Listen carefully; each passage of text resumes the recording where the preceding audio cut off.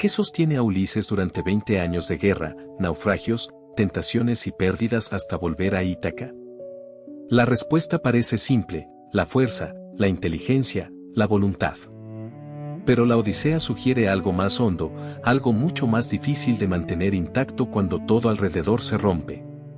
Y para entenderlo hay que volver al origen del relato, a un poeta antiguo al que la tradición conoce como Homero, y a dos poemas que, hace unos 2800 años, dieron forma a una de las grandes memorias de Occidente, la Ilíada y la Odisea. La Ilíada canta la guerra de Troya. La Odisea canta lo que viene después. Ese cambio lo altera todo. Porque la gloria de la batalla, con su estruendo y su furia, puede durar un instante, en cambio, el regreso exige resistencia, paciencia, memoria y una fidelidad que no se ve desde lejos. En la Odisea, el centro ya no es la conquista de una ciudad, sino el largo camino de un hombre que quiere volver a casa. Y ese hombre es Ulises, rey de Ítaca. Ítaca no es solo un lugar en el mapa. En el poema, es la medida del deseo. Es el nombre de lo que espera al otro lado del mar. Ulises gobierna allí, pero el gobierno importa menos que el anhelo. Lo esencial es que quiere regresar a su hogar, reunirse con su esposa Penélope y con su hijo Telémaco. Esa necesidad da sentido a todo lo demás. No se trata solo de sobrevivir. Se trata de volver siendo todavía uno mismo. Y ahí empieza el conflicto. Después de la guerra de Troya, el camino a casa no se abre como una ruta tranquila, sino como una prueba interminable. El mar, que debería conducirlo de vuelta, se convierte en obstáculo. El tiempo, que debería aliviar la distancia, la vuelve más dolorosa. Cada etapa del viaje parece poner a prueba la misma pregunta: ¿qué tendrá que sobrevivir para volver a su hogar? Esa es la tensión que convierte la Odisea en algo más que una historia de aventuras. Porque Ulises no está simplemente perdido. Está separado de aquello que da sentido a su vida. Penélope espera. Telémaco crece sin su padre. Ítaca permanece, pero ya no es una certeza cercana, sino una promesa lejana. Y mientras el héroe avanza, lo que está en juego no es solo la llegada, sino la posibilidad de no perder el vínculo con lo que ama. La tradición atribuye esta historia a Homero, ese nombre inmenso y en parte enigmático que ha atravesado los siglos. Lo que sí conservamos es el poder de sus poemas. La Ilíada muestra a héroes envueltos en la violencia de una guerra que decide destinos. La Odisea, en cambio, mira hacia el interior del ser humano que regresa. Allí, la grandeza no nace solo del combate, sino de la perseverancia. No del triunfo rápido, sino de la capacidad de resistir cuando todo invita a rendirse. Por eso el viaje de Ulises no empieza realmente en el mar, sino en el corazón. Empieza en una fidelidad que no se quiebra. Mientras otros podrían buscar botín, descanso o olvido, él mira hacia Ítaca. Mientras la guerra ha terminado para todos, para él todavía no ha acabado nada. Su verdadera batalla será permanecer unido a la idea del hogar, incluso cuando el mundo entero se empeñe en alejarlo de ella. Y tal vez por eso esta historia sigue viva. Porque todos conocemos, de una forma u otra, esa distancia entre lo que somos y lo que anhelamos recuperar. La casa, el rostro amado, la vida anterior, la paz perdida. La Odisea convierte ese deseo en epopeya y nos deja ante una pregunta que todavía arde: ¿qué debe resistir un hombre para no dejar de pertenecer a su propia casa? Y la respuesta empieza a insinuarse en el instante en que Ulises deja atrás Troya. En el poema, la guerra ha terminado, pero el regreso no comienza como una línea recta. Comienza como una serie de desvíos, de pequeñas caídas, de señales de que volver a casa será otra clase de combate. Tras la ruina de la ciudad, Ulises zarpa con su flota rumbo a Ítaca. Lleva consigo hombres cansados, victorias mezcladas con pérdidas, y esa esperanza frágil que nace cuando por fin se deja atrás la violencia. Pero el mar no lo recibe como un camino abierto. Lo recibe como una frontera incierta. La travesía que debía llevarlo de vuelta a su reino se convierte de inmediato en una prueba de orientación, de prudencia y también de resistencia interior. La primera escala ocurre en Ismara. Según el relato transmitido, allí llegan buscando provisiones. Sus costas son hogar de los iconios, un pueblo tracio que había luchado del lado de Troya. Este detalle es importante porque muestra que la guerra no ha desaparecido con la caída de la ciudad, sus huellas siguen vivas en los lugares que Ulises toca camino a casa. Los vencedores, todavía armados y todavía hambrientos, se acercan a una tierra donde el conflicto continúa latente. No se trata de un acto glorioso. Se trata de abastecerse. Agua, comida, descanso. Lo elemental.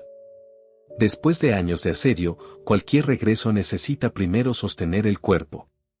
Pero incluso lo más básico puede volverse inestable en una epopeya así. En la versión que nos transmite Homero, la expedición consigue provisiones, pero pronto encuentra resistencia por parte de los iconios. Y entonces el viaje recuerda una verdad dura: salir de una guerra no significa haber salido del peligro. Aún así, la mayor amenaza no llega todavía desde otro ejército, sino desde el cielo. Una tormenta desvía a la tripulación y rompe la ruta hacia Ítaca. Aquí el mar adquiere su rostro más antiguo y más inquietante, no el de una vía, sino el de una fuerza capaz de borrar la intención humana. Ulises no controla el viento. No controla el rumbo. No controla ni siquiera el tiempo que pasará antes de volver a ver su costa. Todo eso queda en manos de algo mayor que él. Y entonces aparece la isla de los lotófagos. En este episodio, la Odisea convierte a los lotófagos en una imagen poderosa de lo que puede ocurrir cuando el deseo de olvido vence al recuerdo. Allí el fruto del loto produce una especie de sueño y amnesia, quienes lo prueban pierden el vínculo con su pasado y dejan de querer volver. Ya no sueñan con la casa, ni con la familia, ni con la tierra que los espera. Quieren permanecer allí para siempre. No sabemos, desde un punto de vista histórico, qué realidad concreta pudo haber detrás de este motivo. Eso no lo sabemos. Pero literariamente su sentido es clarísimo.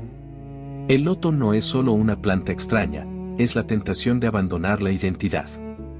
Es la dulzura del olvido. Es la promesa de una calma tan profunda que borra la memoria de todo lo que uno fue. Ulises comprende enseguida el peligro. Eso también define su carácter desde el comienzo, ve antes que los demás lo que está en juego. Mientras algunos hombres comienzan a ceder al fruto y a perder el impulso del regreso, él entiende que el verdadero enemigo no siempre ruge ni ataca. A veces seduce. A veces adormece. A veces invita a quedarse cuando todo dentro de uno debería seguir caminando. Y aquí el poema hace algo decisivo, muestra que regresar no depende solo de navegar hacia el hogar, sino de conservar el deseo de hogar. Si el recuerdo se deshace, el viaje se disuelve. Si la memoria cae, la meta se borra. Por eso Ulises actúa con rapidez, prohíbe seguir comiendo el fruto y lleva a sus compañeros dormidos de vuelta a las naves. No puede permitirse perderlos, porque perderlos sería perder también el sentido de la travesía. La ruta a casa ya no será directa. Después de Ismara y de la isla de los lotófagos, queda claro que el regreso de Ulises no se parecerá a un simple trayecto, sino a una cadena de pruebas cada vez más extrañas. Ya no basta con sobrevivir a la guerra. Ahora habrá que sobrevivir al desvío, al hambre, al olvido y a la distancia. Y el mar, una vez más, empieza a llevarlo hacia algo que todavía no puede nombrar del todo, pero que pronto tendrá rostro y amenaza. Entonces el mar deja de ser solo distancia. Empieza a ser amenaza. El siguiente alto en la ruta no parece, al principio, distinto de tantos otros. Una isla. Una cueva. Provisiones al alcance de la mano. Queso, carne, ovejas. Después de tanto vagar, después del hambre, la tentación de entrar y tomar lo que falta resulta casi natural. Pero en la Odisea, lo que parece refugio suele esconder una trampa. Y esta vez la trampa tiene nombre, Polifemo. La escena pertenece al poema, no a la historia comprobable. En el relato homérico, el sentido es nítido: Ulises y sus hombres caen en manos de un cíclope, hijo de Poseidón, una criatura situada fuera de toda medida humana. Un ser que no conoce hospitalidad, ni ley, ni compasión. La cueva está llena de alimento, pero no es un hogar. Es una trampa cerrada por una piedra gigantesca. Y cuando el dueño vuelve, la ilusión de abundancia se derrumba de inmediato. Polifemo no recibe a los visitantes como correspondería a un extraño en el mundo griego, donde la hospitalidad tiene un peso sagrado. Los trata como presa. Ulises intenta hablar, explicar, ganar tiempo. Pero la fuerza bruta no escucha razones. El cíclope responde con violencia y devora a 2 de los hombres. El regreso queda suspendido bajo una sombra más oscura que el naufragio, la de ser reducido a comida, a objeto, a nada. Aquí aparece una de las armas más célebres de Ulises, no la espada, sino la inteligencia. Sabe que no puede vencerlo por la fuerza. Sabe que la única salida es quebrar la lógica del monstruo desde dentro. Entonces le ofrece vino. El vino, en la tradición griega, puede ser celebración, hospitalidad, pacto. Aquí se convierte en instrumento de salvación. Polifemo bebe, se embriaga y pierde vigilancia. Ulises, en cambio, conserva la cabeza fría. Incluso en el borde del pánico, calcula. Y cuando el cíclope le pregunta su nombre, Ulises responde con una palabra decisiva: nadie. No es solo un truco ingenioso. Es una forma de desaparecer dentro del lenguaje. Si no hay nombre, no hay blanco preciso. Si no hay identidad reconocible, el poder del enemigo se desordena. Cuando Polifemo se queda dormido, Ulises y sus hombres clavan en su ojo una estaca de madera. No lo matan. Lo ciegan. Y esa diferencia es crucial, porque la salida depende de que la roca de la cueva siga siendo movida por el cíclope vivo. El poema sostiene la escena con una tensión casi insoportable. El grito del monstruo llama a sus semejantes, pero cuando pregunta quién lo hiere, la respuesta es una sola: nadie. Nadie me está matando. Nadie me ataca. Y los otros cíclopes se marchan, confundidos. El ingenio ha funcionado. Por un instante, Ulises parece haber vencido al desorden con puro pensamiento. Pero la victoria todavía no está completa. Queda salir. Y salir requiere otro ardid. Al amanecer, Polifemo hace salir a sus ovejas palpando a cada animal para impedir que los hombres se escapen con ellas. Ulises y los suyos se atan al vientre de los animales y pasan ocultos. Es una fuga humillante, casi animal, pero funciona. La astucia ha abierto la puerta que la fuerza no podía mover. Entonces llega el momento que lo cambia todo. Ya a salvo, ya lejos de la cueva, Ulises comete un error que en la épica pesa como una caída. Vuelve a revelar su verdadero nombre. No porque lo necesite, sino porque el orgullo pide testigos. Y en ese gesto la inteligencia se mezcla con la vanidad, como si el héroe no pudiera resistirse a reclamar su gloria justo cuando más debería callar. Polifemo invoca entonces a su padre, Poseidón. Y la maldición nace allí, en esa voz herida que sube desde la costa hasta el reino del mar. El cíclope pide castigo, que Ulises pierda a sus hombres, que su regreso se vuelva largo, que el camino a Ítaca se llene de sufrimiento. No es todavía la condena final, pero sí el comienzo de una enemistad decisiva. A partir de aquí, el mar mismo se volverá enemigo. Y eso cambia el sentido de toda la travesía. Porque hasta ahora Ulises había luchado contra errores, tormentas, hambre y tentaciones. Desde este instante deberá enfrentar algo más grande que la adversidad, la voluntad de un Dios ofendido. El viaje ya no será solo difícil. Será vigilado. Cada ola parecerá tener memoria. Cada desvío, un propósito. Cada demora, una forma de castigo. La maldición de Poseidón no cae como un trueno visible, pero ya se siente en el rumbo de la nave. Desde ese momento, el mar deja de ser un camino y empieza a parecer una voluntad. Y, sin embargo, Ulises todavía no sabe hasta qué punto esa voluntad va a reducirlo todo. El siguiente refugio es Eolia, la isla flotante de Eolo. En la tradición homérica, Eolo aparece como un soberano asociado al dominio de los vientos, y por eso su hospitalidad tiene algo de sobrenatural. Recibe a Ulises, lo escucha, y al despedirlo le entrega un regalo que parece hecho para acortar el sufrimiento, un saco de cuero cerrado, donde ha encerrado los vientos. No es un tesoro. No contiene oro ni plata. Contiene algo mucho más valioso y mucho más peligroso, la posibilidad de volver a casa más deprisa. Durante un tiempo, el plan funciona. La flota avanza. Ítaca se acerca. Después de tantas mareas hostiles, después de la cueva de Polifemo y del nombre maldito, parece por fin que la inteligencia y la ayuda divina se alinean. Pero la Odisea nunca concede la calma sin una grieta. Cuando la costa natal ya está casi a la vista, los hombres de Ulises, agotados por la navegación y la incertidumbre, miran el saco con sospecha. Según la tradición narrada, creen que encierra riqueza, tal vez oro, tal vez plata. No comprenden el valor real del don que llevan a bordo. Y aquí aparece una de las ironías más crueles del regreso: lo que debía ser salvación se vuelve objeto de codicia. La tripulación abre el saco. No por maldad pura, sino por desconfianza, por cansancio, por la mente erosionada de quienes llevan demasiado tiempo sobreviviendo. Entonces los vientos escapan de golpe. Todo se desordena. Las velas se llenan del soplo equivocado, las naves pierden el rumbo y el horizonte de Ítaca se borra otra vez. Cuando el regreso parecía al alcance de la mano, el propio regalo recibido los expulsa de nuevo mar adentro. Vuelven, humillados, a Eolia. Pero esta vez Eolo no los acoge. El soberano interpreta que una fuerza divina se ha opuesto a Ulises y se niega a ayudarlo otra vez. En la épica, ese rechazo no necesita muchas explicaciones, hay dones que no se repiten cuando ya han sido malgastados. Ulises sale de la isla sin nueva protección, y con eso la travesía da un giro más oscuro. Ya no solo pierde hombres en batalla o por castigo.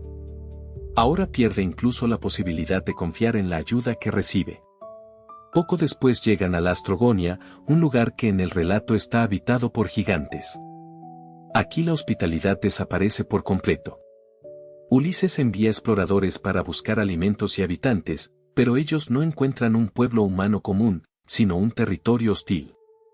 Los gigantes los persiguen como presas y, en una imagen brutal, se revelan también como caníbales. No hay negociación posible. No hay astucia suficiente. No hay disfraz que funcione. La violencia es inmediata y desproporcionada. Los lestrigones atacan los barcos con enormes rocas. El puerto se convierte en una trampa. Uno tras otro, los barcos de Ulises son destruidos, mientras sus hombres caen devorados o aplastados. De toda la flota, solo una nave logra escapar. Ulises vive, pero su mundo se ha encogido de manera espantosa. Donde antes había una expedición, ahora queda apenas un resto. Donde antes viajaba como rey y comandante de muchas embarcaciones, ahora sobrevive con una sola nave y con una tripulación cada vez más reducida. No sabemos con certeza cómo imaginar el peso exacto de esa escena en el alma de Ulises. Eso pertenece al silencio del poema, y cualquier intento de llenar ese vacío sería una conjetura. Pero si sabemos lo que significa en términos narrativos y humanos, cada pérdida estrecha más el camino de regreso. Cada ayuda mal entendida, cada confianza rota, cada costo hostil va despojando el viaje de todo exceso. La guerra quedó atrás, pero el desgaste continúa. El héroe ya no avanza rodeado de fuerza, sino acompañado por la memoria de quienes ya no están. Y así, cuando por fin parece haber comprendido que incluso los dones pueden traicionarse, Ulises se dirige hacia una nueva isla. Esta vez el peligro no llegará con la forma del golpe, sino con la apariencia de la acogida. Y esa es una amenaza todavía más difícil de reconocer. Entonces aparece Ea, y con ella una forma distinta de peligro. Ya no es la violencia abierta de los gigantes ni la tormenta que aparta a la flota. Aquí la amenaza llega con voz suave, con mesa servida y con el gesto de la acogida.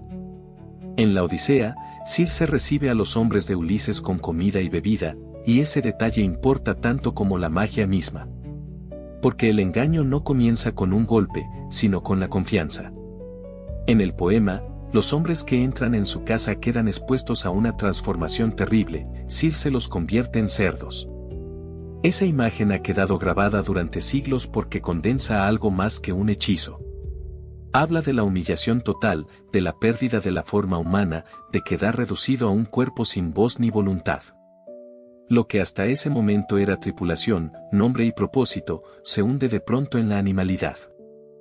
Y lo más inquietante es que ocurre después de una invitación. No llegan a una guarida en guerra, sino a una casa preparada para el encuentro. Ulises, sin embargo, no cae con ellos. Aquí el poema introduce una nueva ayuda divina, Hermes. El mensajero de los dioses se aparece para advertirle y entregarle la hierba moli, una planta protectora que le permitirá resistir los encantamientos de Circe.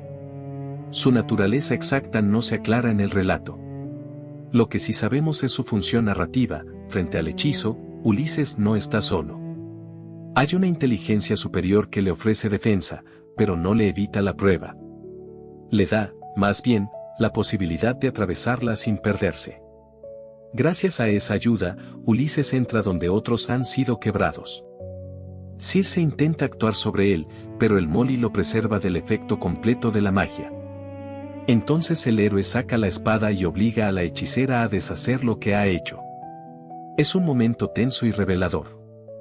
Ulises no vence por fuerza bruta, porque ese no es su modo de ser, vence porque resiste, porque no se rinde al encantamiento, porque conserva la claridad en medio de la apariencia. Y Circe, vencida en ese instante, devuelve a sus compañeros su forma humana. Pero la historia no termina en la liberación inmediata. Al contrario, después de la amenaza viene una extraña calma.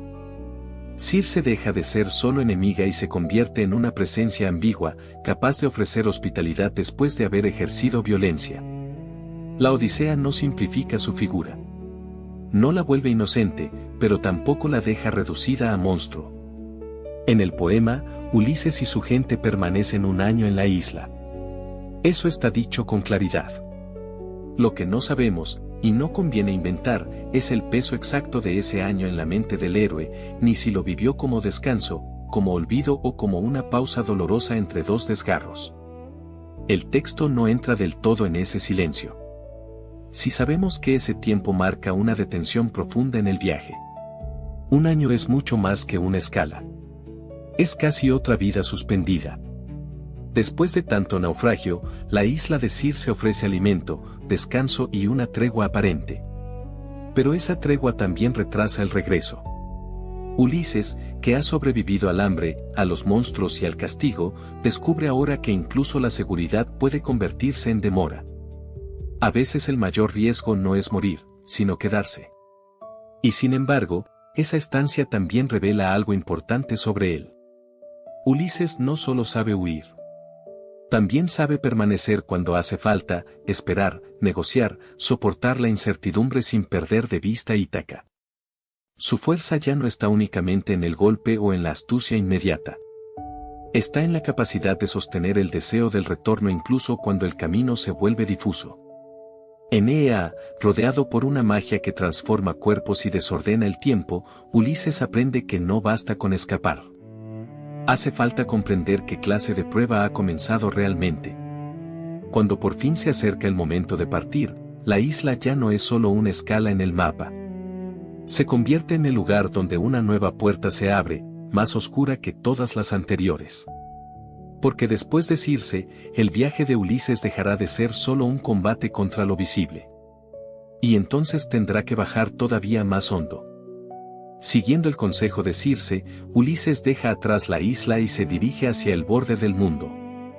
La Odisea no presenta ese viaje como una excursión curiosa, sino como una entrada solemne en el territorio de los muertos.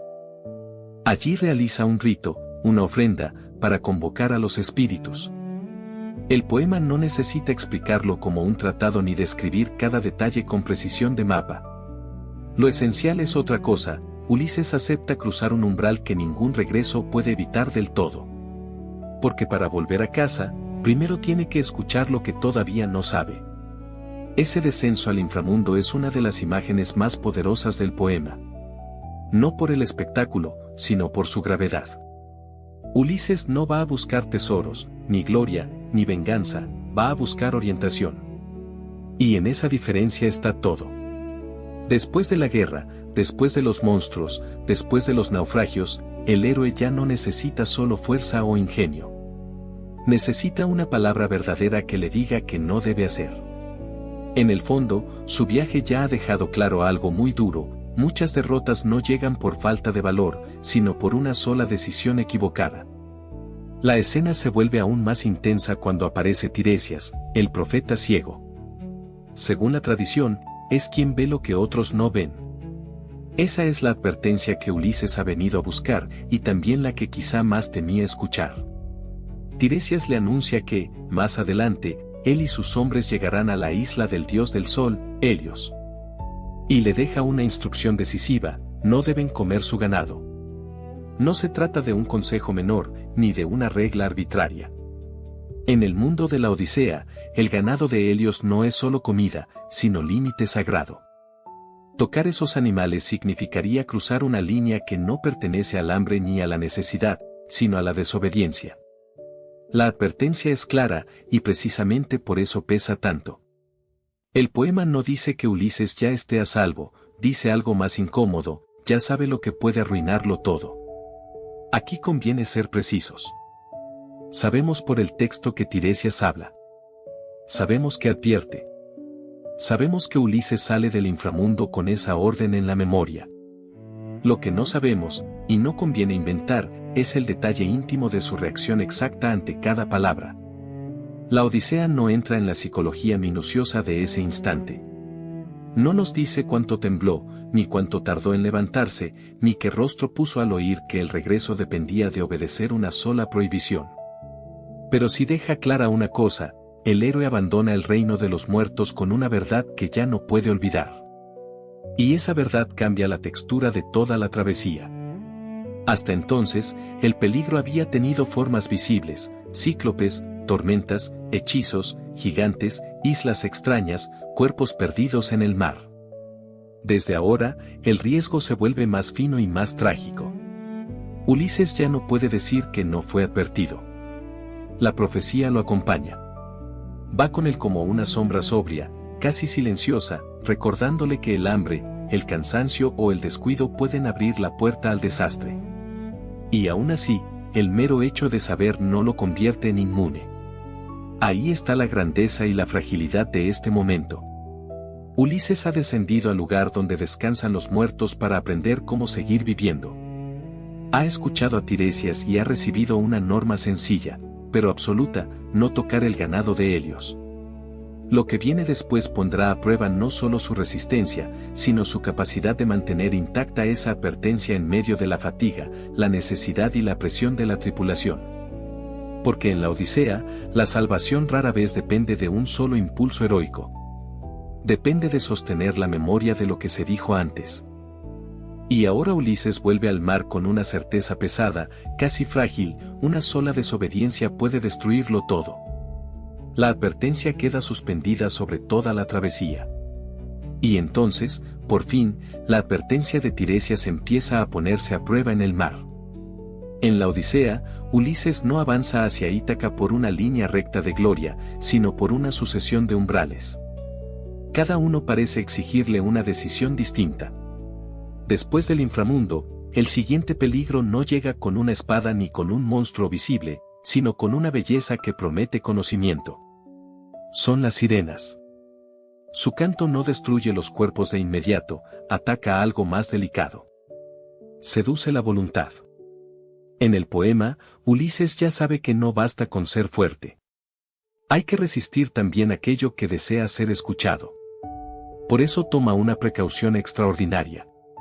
Hace que sus hombres se tapen los oídos con cera.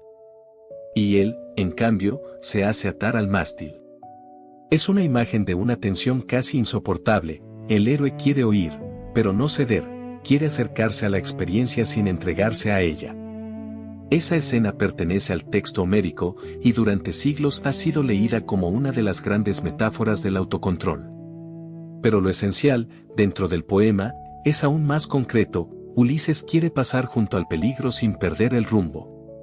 Lo que sucede después no se cuenta como una victoria fácil. Al contrario, la travesía sigue como una prueba del límite humano. El barco debe enfrentarse al estrecho entre Escila y Caribdis.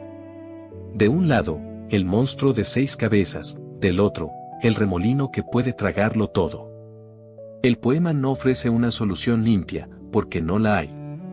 Ulises comprende que, a veces, gobernar no significa salvar a todos.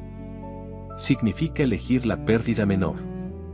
Y decide pasar por Escila, aceptando que 6 hombres serán arrebatados, antes que arriesgar la nave entera en Caribdis. Es un momento durísimo, y la Odisea no lo suaviza. No hay aquí una gloria intacta. Hay cálculo, dolor y responsabilidad. Ulises escucha los gritos de los suyos, pero sigue adelante. Esa mezcla de astucia y culpa lo acompaña ya desde la guerra de Troya, y aquí se vuelve más amarga. Porque el regreso no está hecho solo de peligros exteriores. Está hecho también de las decisiones que dejan cicatrices. Y entonces llega Tirinacia, la isla del ganado de Helios. Aquí el texto es clarísimo. Ulises ya había recibido la advertencia. Tiresias lo había dicho sin rodeos, no debían tocar esos animales. Pero la Odisea también muestra que una advertencia, por sí sola, no garantiza obediencia.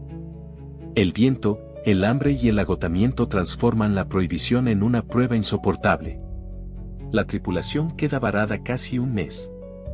El poema habla de una larga inmovilidad, de comida que se agota, de cuerpos cansados, de una espera que desgasta la disciplina. Y es precisamente en esa fatiga donde la desobediencia encuentra su oportunidad. Ulises duerme. Sus hombres, al límite, matan el ganado de Helios y asan la carne. No hay ambigüedad en el relato, es una transgresión. Cuando Ulises despierta, la tragedia ya está en marcha. El texto lo muestra hundiéndose en la desesperación ante la necedad de los suyos.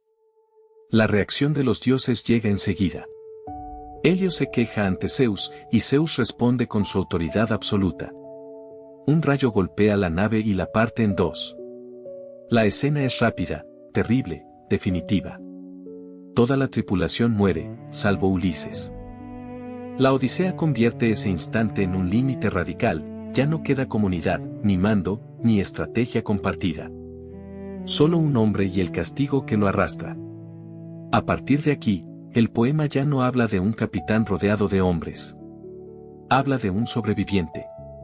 Ulises se aferra a los restos de la nave durante 9 días y 9 noches. Luego, en el 10º, el mar lo arroja a la isla de Calipso. Es un paso más en su descenso, aunque también es el comienzo de otra clase de espera.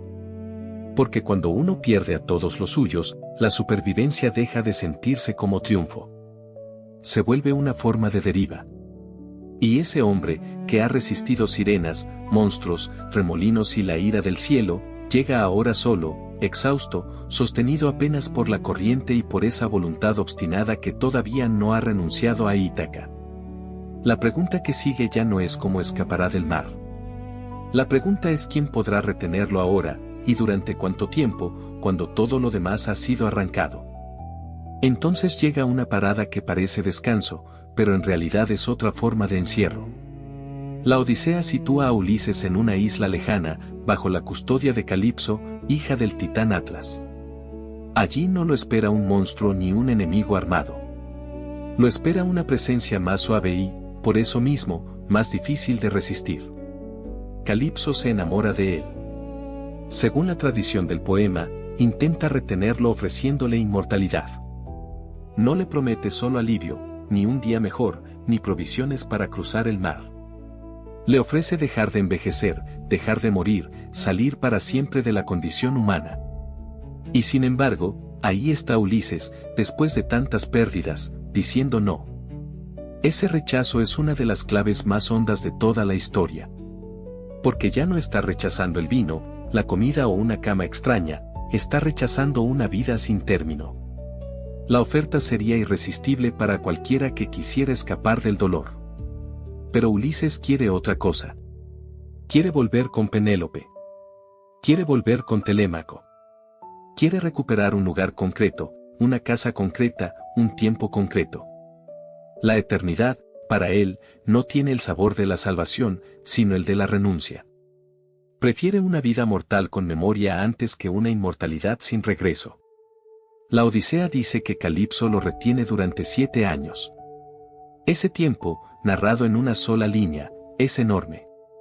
No sabemos cómo se repartían sus días exactos en la isla, ni cuántas veces miró el horizonte, ni cuántas veces volvió a la orilla sin encontrar salida. Eso no lo conocemos. Lo que sí sabemos es el efecto. El héroe que había soportado cíclopes, sirenas y tormentas queda inmovilizado por una espera larga, silenciosa, casi sin forma. Ya no lucha contra el mar. Lucha contra la detención. Y lo más duro es que la detención no viene de un enemigo visible, sino de una hospitalidad que se convierte en prisión. Mientras Ulises permanece allí, Atenea sigue velando por él. En el poema, la diosa lo ha acompañado desde la guerra de Troya, y ahora no lo abandona.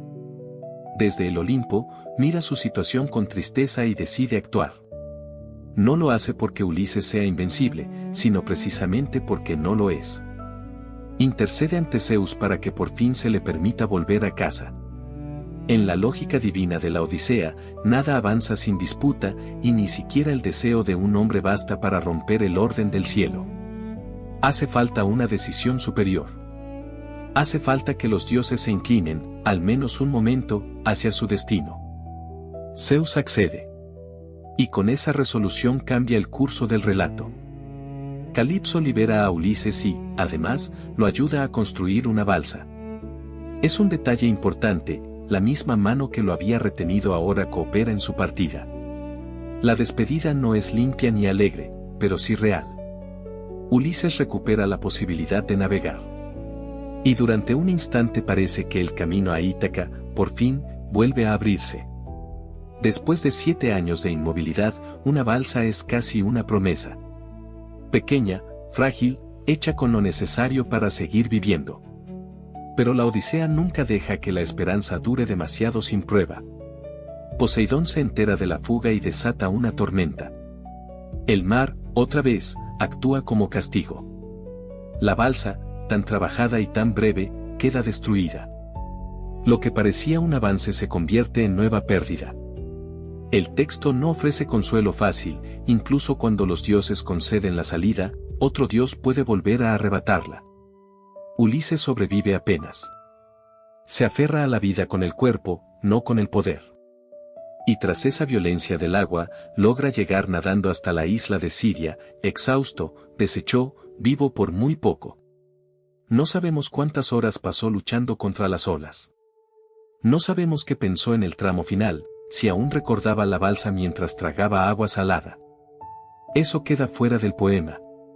Lo que sí queda dentro es la imagen de un hombre vuelto otra vez a la orilla, despojado de todo salvo de su persistencia. Ha perdido la nave, el amparo y la calma, pero no el impulso de seguir. Ni siquiera la libertad llega sin nueva violencia del mar. Y así, cuando parece que el viaje ha terminado en un alivio, el relato abre otra puerta. Porque Ulises no alcanza todavía Ítaca. Primero tendrá que ser encontrado, escuchado y protegido por quienes viven más allá de esta costa. Solo entonces podrá empezar a decir en voz alta quién es y cuánto ha perdido. Y entonces, por fin, el mar deja de empujarlo hacia más ruina y lo acerca a un refugio inesperado. En la costa de Esqueria, Ulises despierta desnudo, agotado, sin armas y sin nombre visible para nadie. Lo ha perdido casi todo, y sin embargo sigue siendo reconocible para los dioses. En el poema, Atenea vela por él una vez más, y esa protección toma ahora la forma de una joven, Nausicaa. Ella va con sus sirvientas a la orilla del mar para lavar la ropa, y allí encuentra a ese hombre hundido en la costa, cubierto apenas por la sal y la vergüenza de haber sobrevivido. Lo primero que llama la atención no es su realeza, ni su pasado, ni su fama, sino su desnudez. Esa imagen es brutal y simple. Ulises, que ha pasado por la guerra de Troya, por cíclopes, tormentas, dioses y pérdidas, llega al borde de otro mundo sin la dignidad exterior que lo acompañaba antes. Ya no es el rey de Ítaca, ni el estratega de Troya, ni el hombre que logra salir de los peligros con astucia. Es un náufrago. Un cuerpo cansado que todavía respira. Nausicaa no huye. El relato subraya aquí algo decisivo: tiene valor, y ese valor no nace de la violencia, sino de la compasión. Atenea la impulsa, sí, pero es ella quien sostiene la mirada y le ofrece ayuda. Le da ropa, le da orientación, le da una salida humana a una escena que podría haber terminado en miedo o rechazo. Y luego lo conduce hasta la casa de sus padres, el rey Alcino y la reina Arete. La corte de los feacios aparece entonces como un espacio distinto al resto del viaje. No es un campo de batalla, ni una isla de tentación, ni una trampa monstruosa. Es un lugar donde todavía existe la hospitalidad, donde el extranjero puede ser recibido antes de ser juzgado. Alcino y Arete lo acogen, lo invitan a comer, y le ofrecen algo que Ulises ha echado de menos durante años: un oído atento. Porque a veces el regreso no empieza con un barco. Empieza cuando alguien decide escuchar. En ese momento entra en escena Demódoco, el poeta. Su canto abre una herida que Ulises no había terminado de cerrar. Demódoco canta Troya, canta a los héroes, canta también la astucia del caballo de madera. Y al oírlo, Ulises rompe a llorar. El poema no necesita explicar demasiado ese llanto. No sabemos cada pensamiento que cruza su mente en ese instante, ni cuánto pesa exactamente en él la memoria de los muertos. Eso pertenece al silencio interior del personaje. Lo que sí sabemos es suficiente: el canto le devuelve todo lo perdido. Le devuelve la ciudad caída, los compañeros muertos, la guerra que creyó haber dejado atrás, y también la distancia dolorosa entre el hombre que fue y el hombre que ha llegado a ser. Ahí está una de las grandes verdades de la Odisea: no siempre se llora por lo que aún falta. A veces se llora porque alguien nombra con precisión lo que ya no volverá. El canto de Demódoco convierte el dolor en presencia. Y Ulises, que tanto ha ocultado, ya no puede sostener el secreto. Entonces revela su nombre. Ese momento importa mucho. Durante buena parte del viaje, su identidad ha sido una forma de peligro. En la cueva de Polifemo se llamó nadie, ante otros, cayó, ante la violencia, fingió, resistió o se escondió. Pero frente a Alcino y Arete, finalmente habla como quien cruza un umbral. Dice quién es. Dice que es Ulises, el famoso héroe de Troya. Y cuenta que ha vagado 10 años por el mar. 10 años más después de la guerra. 10 años en los que el regreso se volvió casi una segunda vida, tan dura como la primera. Aquí el relato no se mueve por la gloria, sino por el reconocimiento. Los feacios comprenden que tienen ante sí a un hombre tocado por una historia más grande que él mismo. Y entonces hacen lo que todavía parece posible en ese mundo: lo ayudan. Le ofrecen una nave, riquezas y el viaje de regreso a Ítaca. No es un final todavía. Es una puerta abierta. Pero qué importante es esta ayuda. Después de tanto castigo, de tanta deriva, de tanta soledad, por fin alguien no le exige que merezca el retorno. Simplemente se lo concede. Y esa generosidad convierte a los feacios en un puente entre la pérdida y la caza. Por primera vez en mucho tiempo, Ulises no tiene que pelear para seguir avanzando. Solo aceptar que otro lo lleve un tramo más cerca de donde pertenece.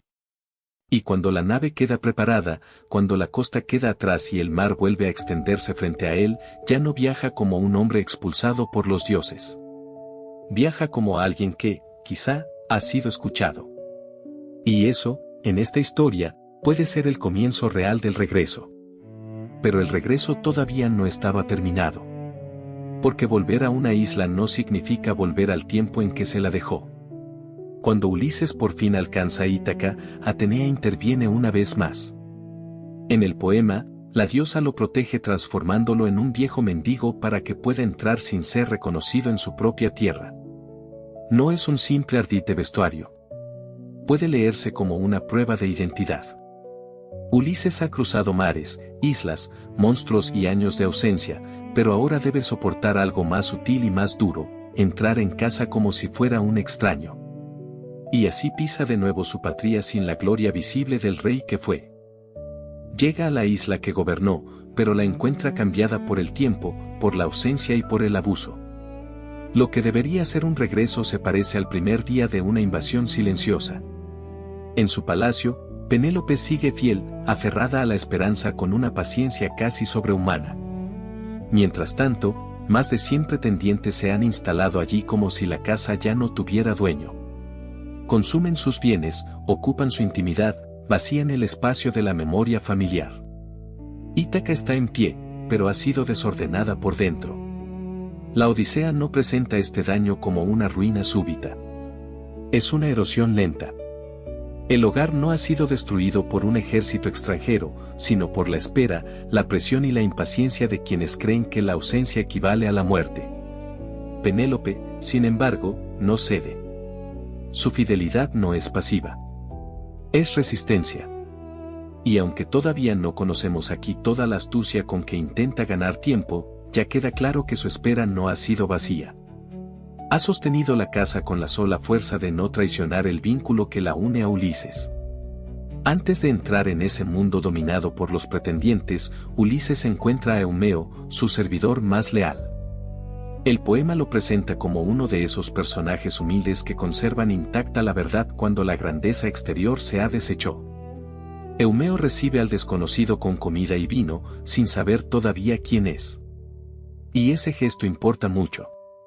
Después de tantos años de peligros, Ulises vuelve a experimentar algo elemental: hospitalidad, cuidado, un refugio pequeño pero real. No es el banquete de un rey. Es algo más discreto y más profundo. La fidelidad de un hombre sencillo. Ese encuentro prepara el terreno para una de las escenas más delicadas de la historia. Porque poco después aparece Telémaco, que ha pasado meses buscándolo. En el relato, Atenea devuelve entonces a Ulises su verdadera identidad ante su hijo. Hasta ese momento, el padre era un mendigo, de pronto, vuelve a ser el mismo. La transformación no es solo visible, es conmovedora. Telémaco lo reconoce, y la emoción rompe el silencio. Después de tantos años de ausencia, de rumores, de incertidumbre y de crecimiento sin modelo paterno, padre e hijo se ven por fin cara a cara. Aquí la epopeya se vuelve íntima. Ya no se trata del mar ni de los monstruos ni de la cólera de Poseidón. Se trata de una casa que recupera su memoria. Telémaco no solo encuentra a su padre, encuentra también una continuidad que parecía perdida. Y Ulises, que ha sobrevivido a todo tipo de pruebas, recibe al fin una prueba distinta: ser reconocido por quien lleva su nombre dentro de la sangre y del tiempo. Pero este reencuentro no resuelve todavía el conflicto. Lo anuncia. Porque la casa sigue ocupada. Penélope sigue rodeada. La fidelidad sigue bajo presión. Y el hombre que ha vuelto a Ítaca todavía debe enfrentarse a quienes se han instalado en ella como si el regreso jamás fuera posible. Por eso esta parte del relato queda suspendida en una tensión muy precisa. La casa ha vuelto a abrirse, pero para una prueba final. Y así, la última prueba no llega con una tormenta ni con un monstruo, sino con una mujer que ha sostenido la casa durante años sin dejar de pensar. Penélope no espera pasivamente. En la Odisea, su paciencia puede leerse también como una forma de inteligencia. Sabe que no puede expulsar a los pretendientes por la fuerza, así que convierte la espera en estrategia. Durante años había tejido un sudario para el padre de Ulises y, por la noche, deshacía en secreto lo que había avanzado durante el día. Es un gesto silencioso, casi invisible, pero en él hay una resistencia inmensa. Mientras el palacio se llena de presión, de codicia y de ruido, ella protege el tiempo. Lo estira. Lo suspende. Lo mantiene abierto. Pero esa demora no puede durar para siempre. Cuando el engaño es descubierto, Penélope se ve empujada a tomar una decisión y entonces propone una competencia con el arco de Ulises. Quien sea capaz de tensar ese arco y disparar una flecha a través de 12 hachas será su esposo. La escena tiene algo de juicio y algo de despedida. No es solo un reto físico. Funciona también como una prueba de legitimidad. El verdadero dueño de la casa, el verdadero esposo, el verdadero rey, debería poder hacer lo que nadie más logra. Y, sin embargo, ninguno de los pretendientes consigue ni siquiera tensar el arco. El poema no necesita exagerar su fracaso. Bastan los gestos de esfuerzo, la humillación compartida, la risa que empieza a apagarse.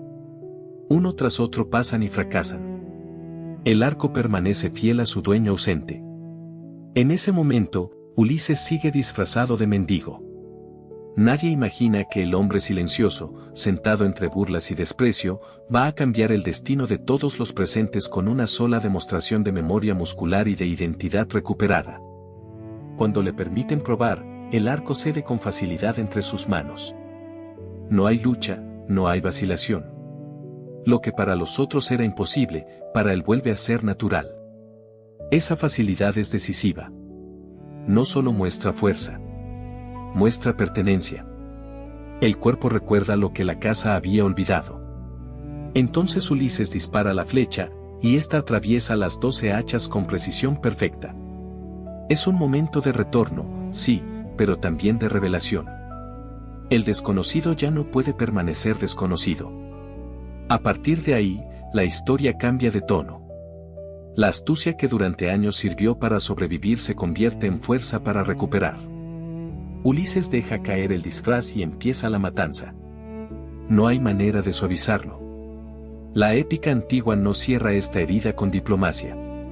Ulises, Telémaco y Eumeo se arman con las armas que habían sido ocultadas durante la competencia y matan a los pretendientes. La violencia, aquí, no es un accidente narrativo. Es el precio oscuro de restaurar el orden. El palacio que había sido invadido debe ser limpiado. La casa no puede ser recuperada solo con palabras. Conviene decirlo con claridad, el poema presenta esta violencia como parte del acto de restitución, no como un triunfo limpio.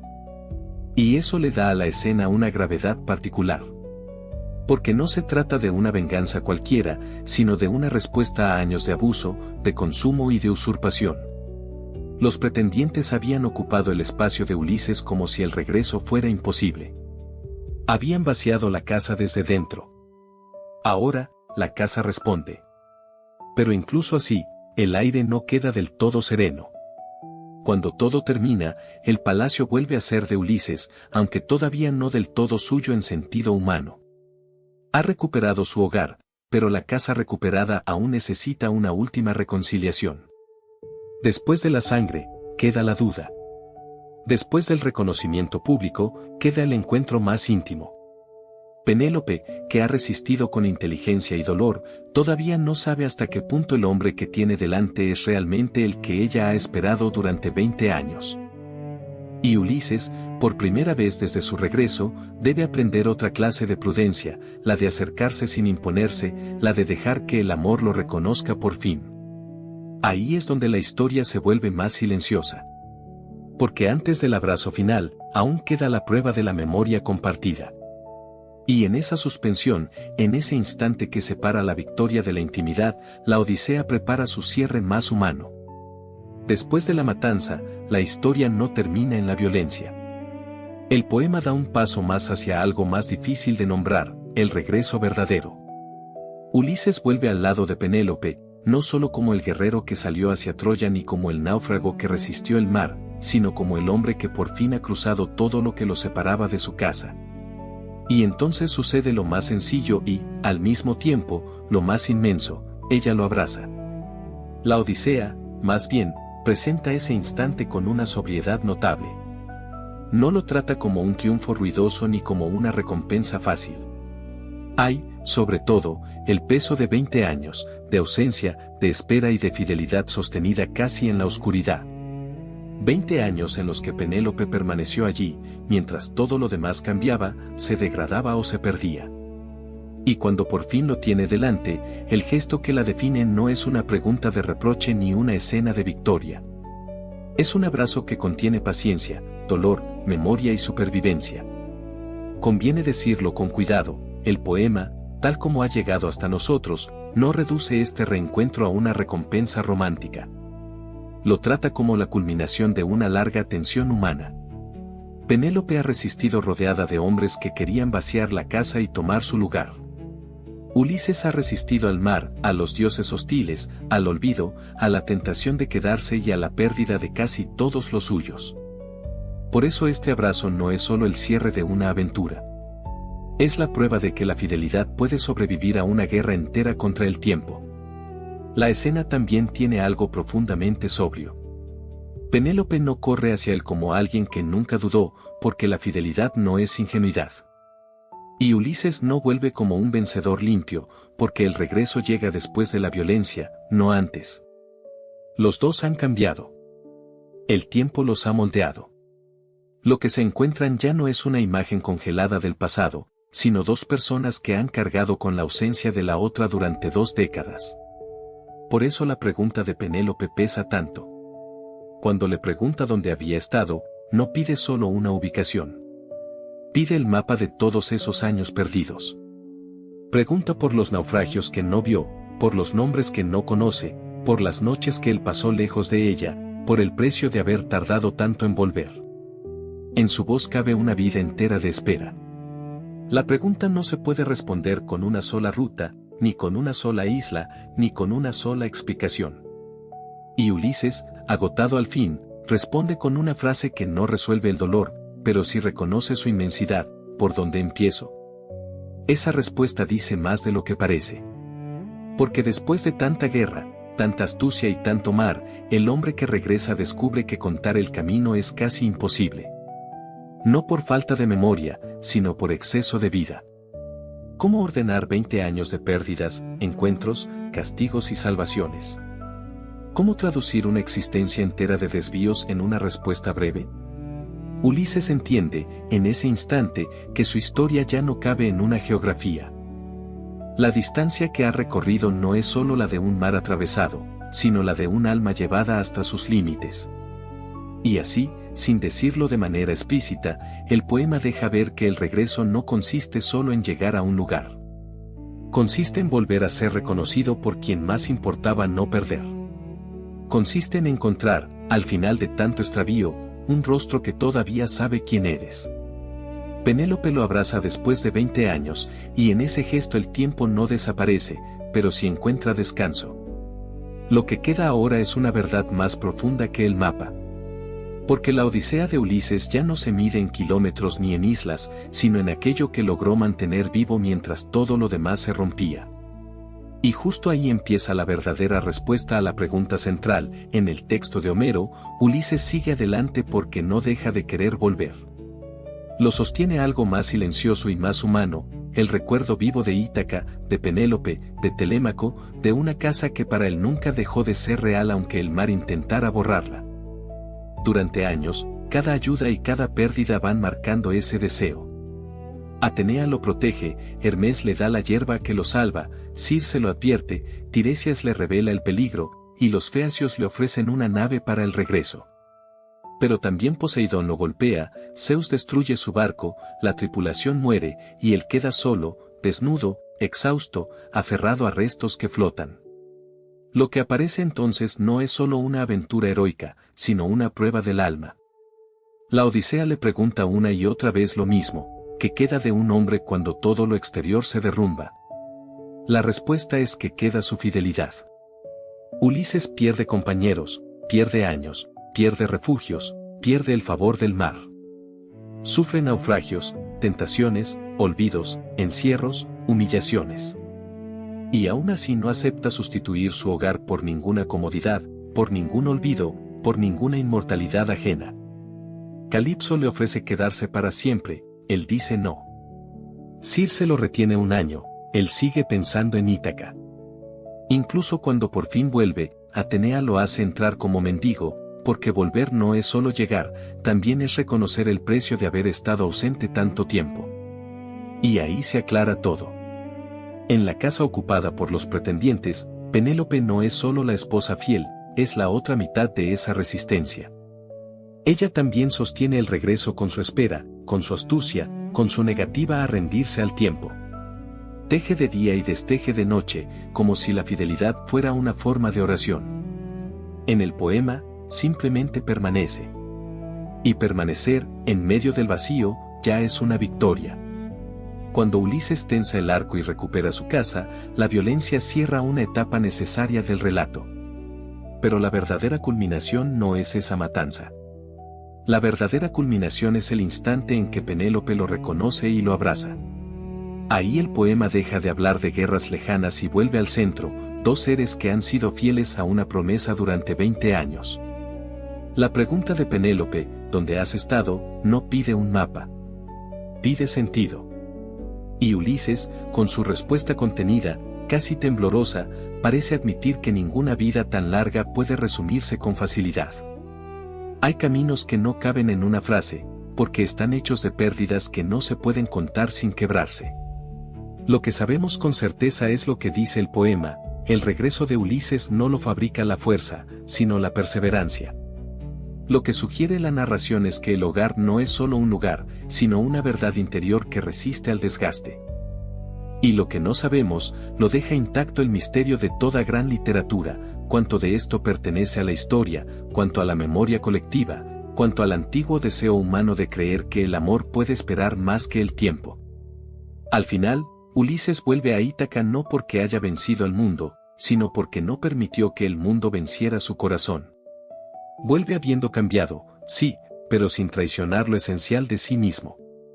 Vuelve con cicatrices, con silencio, con una experiencia que ya no podrá olvidar. Y al volver, comprende que la victoria verdadera no era regresar simplemente, sino regresar sin dejar de amar aquello que lo esperaba. Tal vez por eso la Odisea sigue viva tantos siglos después. Porque habla de todos los que alguna vez se han sentido lejos, dispersos, cansados, tentados a abandonar. Y aún así siguen. Sostenerse, a veces, es recordar un nombre, una casa, un rostro, una promesa. Sostenerse es no entregar el alma al naufragio. Y así termina este viaje, con un hombre que por fin llega a casa, con una esposa que lo reconoce, con un amor que ha sobrevivido al mar, a la guerra y al silencio. En esa paz final hay algo casi sagrado. Como si el mundo entero respirara despacio. Como si la fidelidad, después de tanto dolor, se sentara por fin a descansar. Y en ese descanso sereno, Ulises podría dejarnos una lección suave y luminosa, que el corazón humano puede ser golpeado muchas veces, pero mientras conserve el deseo de volver a casa y reencontrarse con quienes ama, todavía no ha perdido su camino.